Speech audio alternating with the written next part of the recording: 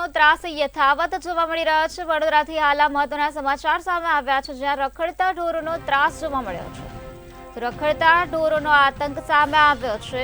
રખડતા ઢોરથી રાહદારી ઘાયલ થયો છે।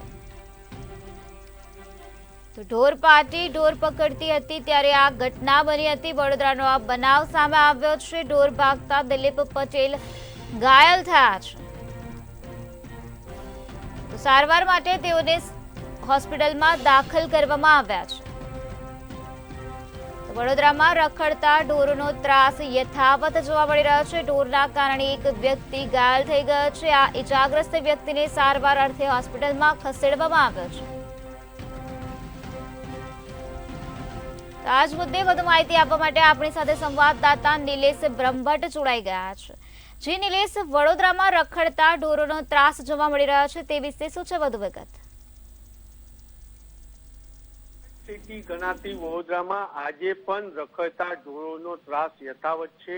એક બાજુ હાઈકોર્ટ મહાનગરપાલિકાઓને ફટકાર લગાવે છે, બીજી બાજુ વડોદરા મહાનગરપાલિકા હોય કે ગુજરાતમાં પ્રથમ વખત કેટલ પોલિસી બનાવતી હોય અને કેટલ પોલિસીની ગુણગાન ગાતી હોય, ત્યારે આજે પણ વડોદરામાં રખડતા ઢોરોના ત્રાસથી નાગરિકો ઘાયલ થઈ રહ્યા છે અને એનો ભોગ બની રહ્યા છે।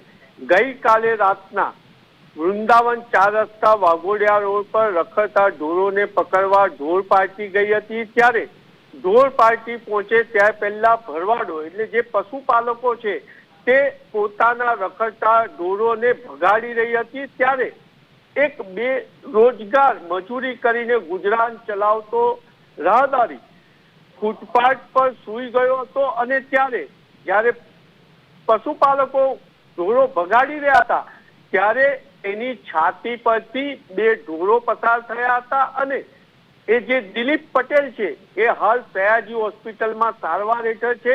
એટલે કહી શકાય કે વડોદરા મહાનગરપાલિકાની કેટલ પોલિસી હાલ નિષ્ફળ છે અને કેટલ પોલિસી હોવા છતાં પણ વડોદરા શહેરમાં રખડતા ઢોરો રોડ પર રખડી રહ્યા છે અને નાગરિકોને ઘાયલ કરી રહ્યા છે।